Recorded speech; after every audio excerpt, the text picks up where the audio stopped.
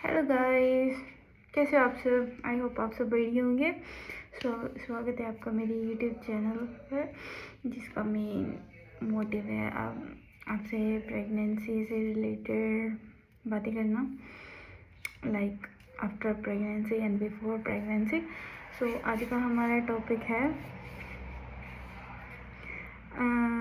C section, कि C section से पहले एंड सी सेक्शन के बाद क्या सिचुएशन थी और कैसे सब हुआ था।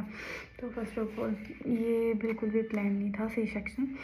यहाँ पे इंडिया में मेरे ख्याल से पहले बता देते हैं वो, मतलब रिपोर्ट्स वगैरह देख के जो आपकी कंडीशन होती है। मोस्टली क्या होता है, जब आपका बीपी बहुत ज़्यादा हाई होने लगता है या है ना, मतलब आपको बेड रेस्ट वगैरह बताई होती है, तो उन केसेस में मतलब चांस होता है कि आपका ना सी सेक्शन होगा। बट यहाँ पे ऐसा कुछ नहीं होता। यहाँ पे तो ऑन दी स्पॉट ही आपको पता चलता है। शायद और लोगों को बता दिए देते हूँ, बट मेरे को नहीं था, क्योंकि मेरे को कोई प्रॉब्लम नहीं थी। ना मेरे को बीपी की प्रॉब्लम थी, ना ब्लड की, मतलब रब की तरह से ना कोई प्रॉब्लम नहीं थी। तो हमें तो यही था कि शायद नॉर्मल होगा, और मुझे दर्द भी हुई है, ऐसी बात नहीं है। बट वो सिचुएशन ऐसी हो गई थी कि उनको ना सी सेक्शन करना पड़ा, क्योंकि मेरा वाटर ब्रेक हो गया था। मतलब मेरी ड्यू डेट से ऊपर डेट चली गई थी, मतलब 2 दिन ऊपर हो चुके थे। और तो उन्होंने मेरे को 2 वीक का और टाइम दे दिया। यहाँ पे मतलब इंडिया में तो ये होता है ना कि आपको ड्यू डेट दी है, अगर उससे पहले हो जाए तो ठीक है, अदरवाइज़ उसके बाद वो ऑपरेशन कर देता है। बट यहाँ पे ऐसा नहीं होता। यहाँ पे आपको 2 वीक का और टाइम दिया जाता है।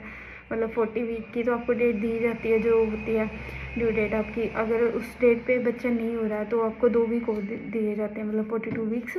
और उसके बाद आपका ऑपरेशन होता है, अगर मतलब 42 वीक्स तक भी बच्चा नहीं हुआ तो मेरे को ये था कि शायद नॉर्मल हो जाएगा। बट मैं बिल्कुल भी मतलब वो नहीं थी इस चीज़ के लिए, मतलब कोई प्लान ही नहीं था कि ऐसे ऑपरेशन होगा या कुछ भी। एक्सरसाइज वगैरह सब की है ना, मतलब। बट चलो ठीक है, बस मेरे को इतनी खुशी है कि मेरा बच्चा ठीक हो गया था। तो जब मेरा ना बेबी ना गुम हो जाता था, मतलब मेरे को ना उसकी हलचल फील नहीं होती थी। जब मतलब 9 मंथ होता है ना, तो बच्चे की ना मूवमेंट ना बहुत तेज़ हो जाती है। मतलब वो हर टाइम ना हलचल करता रहता है। अगर आपको लगे है ना कि बच्चे की हलचल मतलब थोड़ी सी भी कम हो रही है, तो उस टाइम पे आपको ना मतलब थोड़ा ध्यान रखने की ज़रूरत है। तो फिर मैंने देखा कि मैं क्या नहीं, ये तो मूव नहीं कर रहा। तो मैं हॉस्पिटल गई, हॉस्पिटल वालों ने वो चेक किया, मतलब मॉनिटर वगैरह करते हैं वो बेबी की हार्ट बीट। तो उन्होंने देखा कि ठीक है, बट उन्होंने देखा कि ड्यू डेट से ऑलरेडी 2 दिन ऊपर हो चुके हैं। तो उन्होंने कहा अभी आप ना यहीं पे वो हम ना आपका ट्रीटमेंट शुरू कर देते हैं। आपको ना मतलब मेडिसिन देंगे, वो जैसे आर्टिफिशियल दर्द के लिए देते हैं वो चीज़। तो उन्होंने मेरे को देनी स्टार्ट की। एक पूरा दिन गया, पूरी रात गई। रात को वो नहीं देते थे, बस वो दिन में देते थे। हर 2 घंटे के बाद 2-2 ड्रॉप देते थे। तो उसके बाद फिर नेक्स्ट मॉर्निंग मेरा वाटर ब्रेक हो गया। तो फिर उसके बाद मेरे को लेबर रूम में शिफ्ट कर दिया लोगों ने। तो वहाँ पे मेरे को दवा वगैरह दी। तो मेरे को कॉन्स्ट्रक्शन हो रहे थे बहुत ज़्यादा, पर वो उतने ज़्यादा नहीं हो रहे थे कि नॉर्मल डिलीवरी हो सके। तो वो दिन भी गया। तो ऐसा होता है ना कि मतलब अगर वाटर ब्रेक हो जाए तो 24 घंटे के अंदर ना आपको डिलीवरी होनी ज़रूरी है, वरना बच्चे के लिए रिस्की होता है। तो जहाँ तक मुझे पता है, बाकी मुझे पता नहीं है।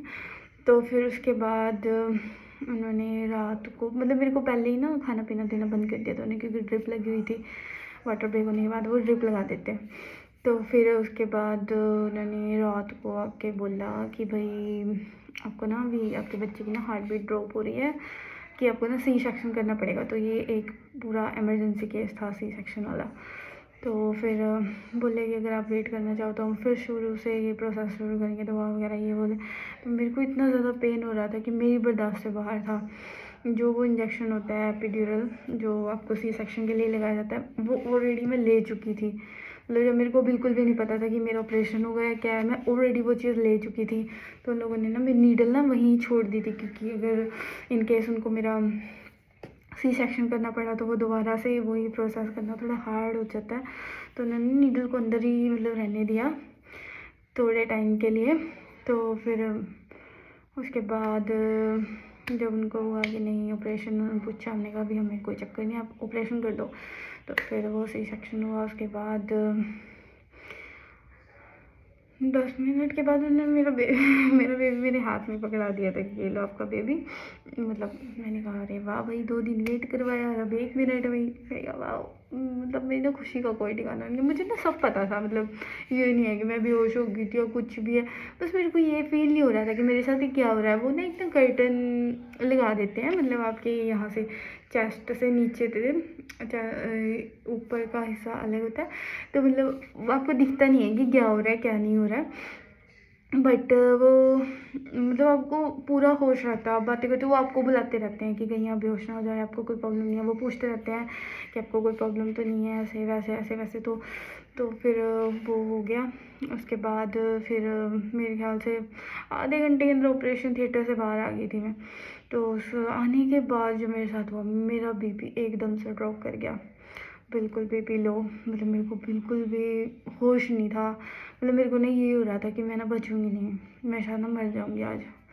मतलब मेरे को बीपी की प्रॉब्लम है, मतलब मेरा बीपी लो होता है, पर पूरी प्रेगनेंसी में मेरे साथ ऐसा कुछ नहीं हुआ था, बट मेरे को बीपी लो की प्रॉब्लम थी। तो उसके बाद फिर बाहर आए तो उन्होंने 2-3 घंटे तक ऐसे देखा मेरा, वो पानी पीती रही, क्योंकि भूखी भी थी तो बीपी लो होना वैसे ही वो था, नॉर्मल था। तो उसके बाद फिर उन्होंने मेरे को ना एक ना आइसक्रीम दी, मतलब कुल्फ़ी टाइप थी वो, ठंडी ठंडी लेमन की। तो वो लेते ही मैंने वोमिटिंग कर दी। उसके बाद जाके मेरे को होश आया कि हाँ भाई मैं ठीक हूँ। तो फिर उसके बाद हम शिफ्ट कर दिए रूम में। तो रूम में आके मेरे साथ क्या हुआ, मेरे को ना इन्फेक्शन हो गया। वो इसलिए क्योंकि ना उन्होंने मेरे को ना दर्द के लिए ना एक इंजेक्शन दिया था, जो यहाँ पे ना मोस्टली एज केयर में ना बुज़ुर्गों को दिया जाता है। मतलब जो बुज़ुर्ग हो जाते हैं ना, तो उनको नींद नहीं आती, तो इसलिए दिया जाता है। तो मेरे को दर्द बहुत ज़्यादा हो रही थी, तो मतलब कोई चीज़ भी असर नहीं कर रही थी। तो फिर उन लोगों ने मेरे को वो दिया। तो फिर उसके बाद मेरे को इन्फेक्शन हो गई, मेरे को ना खारिश होने लग गई, मतलब खाज वगैरह कुछ भी है वो। तो मेरे को ना 3 घंटे ही हुए थे ऑपरेशन को। तो फिर उन्होंने बोला कि भाई, फिर मैंने बोला मेरे को तो शावर लेना है, तो वो तो नहीं अभी टू अर्ली है आपके लिए उठना। मैंने कहा नहीं मैं उठ जाऊँगी, क्योंकि मेरे को फील ही नहीं हो रहा था कि मतलब मेरे को कुछ हो रहा है। मतलब क्योंकि वो दवाइयों का असर होता है ना, आप सुन होते हो तो आपको कुछ फील ही नहीं होता कि आपको कोई प्रॉब्लम है या कुछ भी है ना। तो फिर मेरे को हुआ कि भाई नहीं, मेरे को तो अभी शावर लेना है। उन्होंने मेरे को गिला करके टॉवल वगैरह वो किया, बट मेरे को किसी चीज़ का असर नहीं हुआ। मेरे को नहीं भाई, मेरे को तो ना शावर ही चाहिए।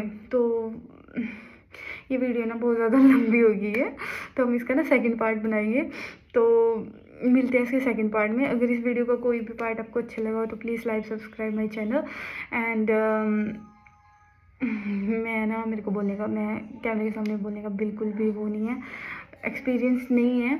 मैं ये वीडियो इसलिए बना रही हूँ कि मतलब जो चीज़ मैं फ़ील करती हूँ, तो मैं मतलब मेरे को ये है कि सामने वाला भी यही फ़ील करता है कि आप सब लोगों के साथ भी यही सेम चीज़ हुई थी जो मेरे साथ हो रही है या हुई थी।